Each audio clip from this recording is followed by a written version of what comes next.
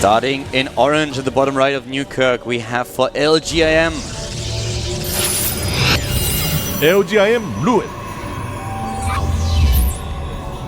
Hits his pylon much faster than his opponents somehow. Took out Balloon in the first round of the Challenger League with a 2-0. He's up against another Protoss player now. Starting to the bottom left for Wounding Stars, we have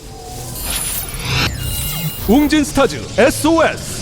It's because SOS is going for a 10 gate, so he hits his pylon more close to 10 because he doesn't need it to make the additional probe. All he needs for it to do is finish so he can make the gateway. So what to me originally looked like a mistake was actually totally fine. He's going to get that pylon a little bit later on purpose so he can save the mining time, getting just a few extra minerals that way. What's really crazy is if you actually look at the statistics for the two guys here. Ruin, we don't have too much data on him, of course. He 2-0'd Balloon in the first round. He lost against Squirtle, that was back in May, and in April he 2-0'd Extreme. Those are the three Protoss players that he faced so far. And ignore the data that you see here on screen, that's links of the video as well. If you look at the Heart of the Swarm data for SOS, it's actually incredible. He won the last 11 maps against Protoss in a row. In the last 11 maps, he didn't drop a single map. He won against Parting, Jungbi, Stalk, Hero, Alicia, Classic, Parting, and against Mexat. So he has like the most incredible track record against Protoss these days. Yeah. In general, he has of 25 maps played, he has won 19, which leaves him with a 76% win ratio. But he didn't lose a game since May.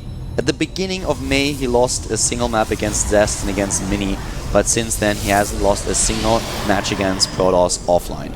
I want to talk about SOS, and part of the reason why he may have won so many of these pros versus pros is he's so good at scouting. He rushed that core, and he's spending all of his gas on this extremely fast Mothership core. So many players would play this map out, try to scout what they can, and then scout with their probe and their additional stalker pressure and hope for the best, or maybe go for a normal Mothership core timing. But in this case, SOS has a super fast Mothership core, so he's going to get in there and potentially not only harass, but make sure that he knows exactly what's going on. A very aggressive scout here, and I like it a lot. And scouting is what sometimes can win you a lot of PvPs. Mothership core is already halfway across the map. We have, of course, to the bottom left also a probe by Rune trying to find out what's going on here. He's going to escape. Stalker is not going to hunt it down. And we have Rune now with his own Stalker in the main base, but he moves it into the middle of the map, so he needs to bring that back if he wants to defend against the Mothership core. And see just a clear difference here. Not only is the Mothership core killing probes now, but it sees the two gateways, whereas the probe didn't get to see anything. That's just how much more effective this type of scouting can be to get information. 3 probe kills already, and it looks like he's even going to go for the 4th on the recall. Gotta be careful though. Yeah, gets just out there. I mean, he loses a couple of hit points, but 4 kills on a Mothership core, that's of course a great start into the game. Starts his own Stargate after seeing his opponent went for double gates, and he starts a Nexus. There's the Stargate. We talked about this a little bit earlier. On a map like Newkirk, Stargate is of course always an option in the PvP. It's kind of the go-to build. He's going to spot this Nexus as well. Insanely good scout information. This is one of those builds that you can do on a map that just seems like the smartest thing to do, because you see everything, you know everything, and you leave nothing up to chance. There's no chance involved with this opening from SOS. And talking a little bit about scouting in general, it's going to be so difficult for Rune to find out what the top choice for SOS is, because that Stargate is tucked away neatly to the bottom left of the main base of the Wounding Stars player. And here comes now this Oracle. We have, on the other hand, the robotics for Rune, so this is going to be really difficult. If Rune doesn't have any units in his own mineral line when that Oracle arrives, he is going to lose a lot of additional workers, and with the 4 that he lost already early on, that is going to give him a huge disadvantage. Yeah. Right now it's the 6 Harvesters different, even SOS at 30 to 24 right now. His Nexus is about to complete. A fake Oracle comes in first. I don't know how much I like that. Because the fake Oracle, of course, you might say, okay, I just sent this out, and then he will assume that the second Oracle is also an hallucination. But if you actually leave some units over and then... Oh, we have a fake Colossus. That's really weird. He's trying to wait him out with a tank. But he goes for robotics, so I don't know. Yeah, I don't know what was up with that fake Colossus. He made it in range of the hallucination. Here comes the second. Here's There's the Oracle. nothing. He thought it was just a scout. He thought it was just purely a scout, and it's not the case. He didn't see it. He just didn't see it. Well, there we go, but already 5 kills, and things are looking really good for SOS in this series. Yeah, definitely so. Ruin is already down 16 supply, and his tech is awkward. I mean, he's up against Phoenix Tech that he just scouted, but it's very late for him to know this. And now what does he do against Phoenixes at this point? Can he try to switch? Not really going to work out. 10 Harvesters killed in total by SOS so far. Ruin is 20 supply down. And he's starting with a proxy double Stargate. This is one of the best choices he can make because, yes, it is a huge risk, but with this type of play, he can catch up on the Phoenix count. It's the only way he can, and it's going to throw SOS off if he can get away with it only. I think the last time that I've seen this in a PvP was when I watched Sasa versus MC all the way back in Wings of Liberty last year. That was a crazy series. And now we have the double proxy Stargate. That could actually be really good. Those Phoenixes are not going to do too much, taking down a couple of Harvesters, focusing mostly on the gas mining probes. That's what we usually see, trying to take down the Mothership Core, but really patient there by Ruin. A lot of players would have actually used the overcharge to try to save it.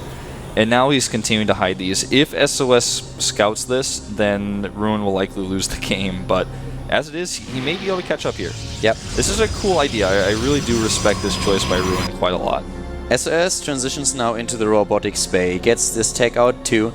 He's still ahead in the overall count. We have the one Oracle to the right side of the map, so he could move into the main base and try to do some damage and then move over to the natural. But always Ruin very patient, both mineral lines being protected here. The Mothership Core is being attacked, and still he doesn't use the photon overcharge. Very patient here with his energy, but loses a few of the probes in the process. Yeah. Insanely good control by SOS. Pulls back the weakened Phoenix during all of this.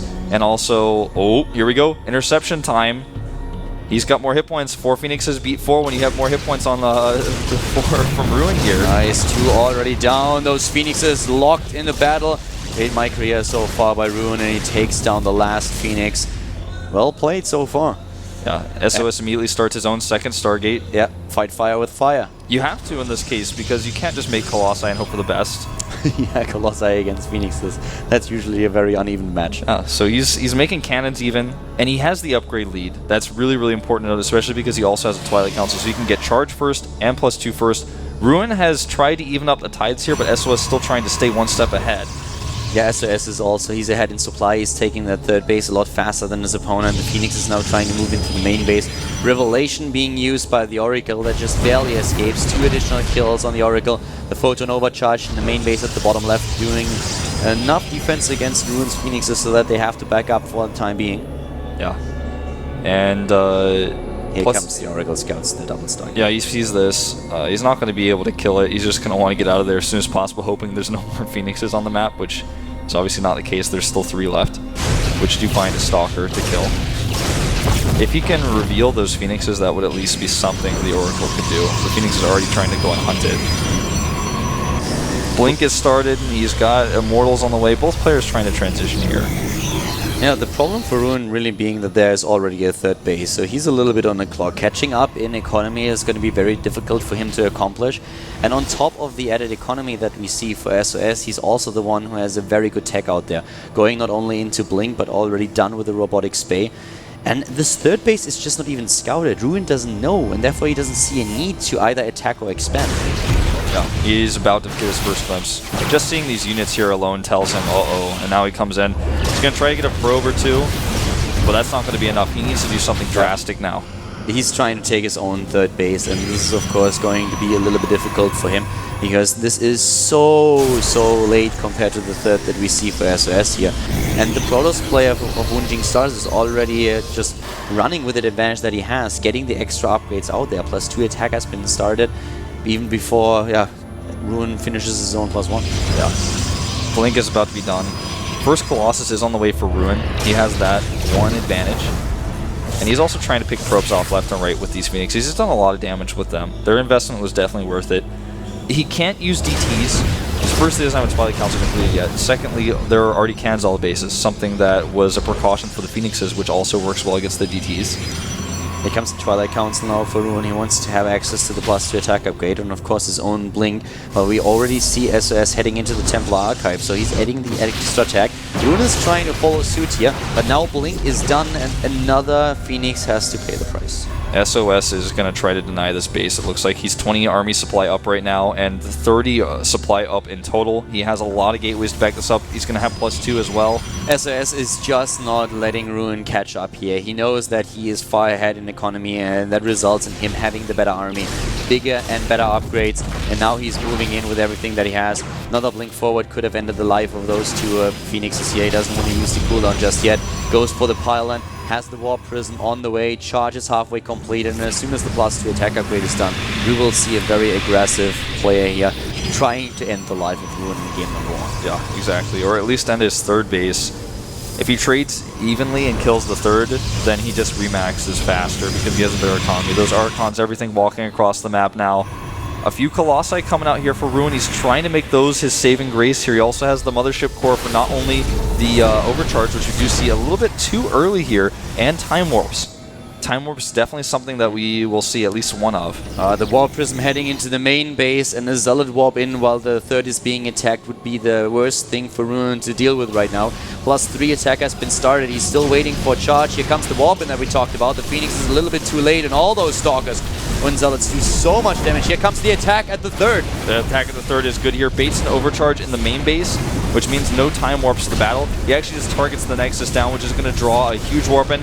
He wants to wait for that Overcharge to be done here at the third base. It's about to be done. Here's the Time Warp for SOS. He traps not only the Colossi, but all the Immortals at the back. The Zealots charging through here. The Colossus is already gone. Time Warps on both sides. And now we have, of course, the army of SOS just going to town, moving in, and especially the Archons leading the charge here, melting away those Zealots. Melting away the Zealots. The Immortals really struggling under that Time Warp. And as soon as he blinks forward on top of that Colossus, this may end the game. GG!